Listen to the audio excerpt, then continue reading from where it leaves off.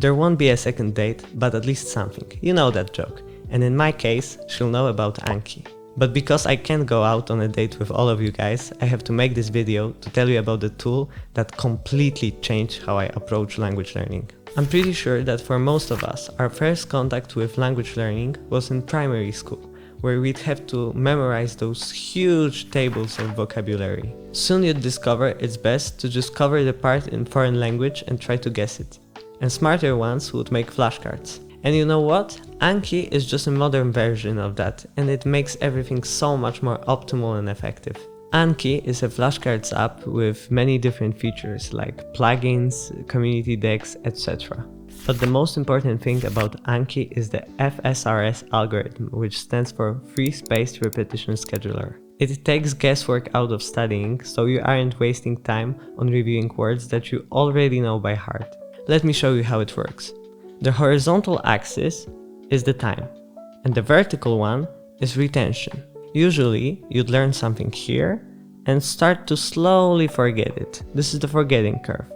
But what Anki does, it finds the optimal place to show you the words that you've already learned so that you can maintain that knowledge.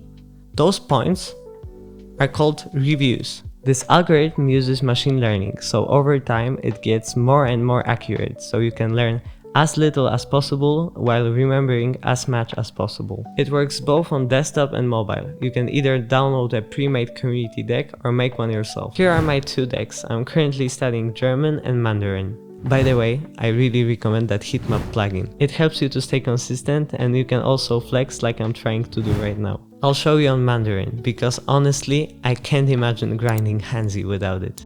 So, we see a word in Mandarin. I've said it this way because my main goal is comprehension. 水果. And because I know this word, I turn the card and press good. I don't know this word, so I have to press again. You get the grasp of it. A cool feature in Anki is that it allows you to use HTML, CSS and JavaScript. So I have a custom script that changes the word's color depending on its tone. Also, you have this cool stats dashboard. And that's basically how you use Anki. It's good to learn from mistakes, especially if they aren't yours. So here are 5 mistakes that I've been making myself. First, don't get distracted. It's very easy to open Spotify or YouTube and have it playing on a different screen while you're doing Anki. But no one can multitask, so learning this way will not only make things longer, but also harder. Second, don't spend too much time on one card. If you can't recall it in 8 seconds, just press again. Third, don't set too many new words. It's easy at the beginning, but as your base of vocabulary expands, there are more reviews and it's harder to keep up the pace. So I'd recommend 5. Fourth, stay consistent because reviews stack, so after a break, it's overwhelming to catch up on it. And the 5th one, use the buttons correctly. You should only press easy if it's actually that easy that it's not even supposed to be in your deck. Good is the default one if you knew the word. This one is tricky. Hard doesn't mean you made a small mistake.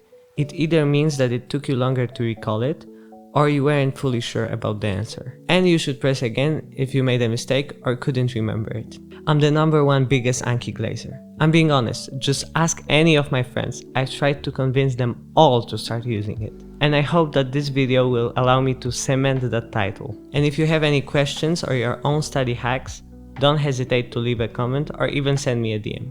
And if I saved you time, subscribe. Good luck with your studies.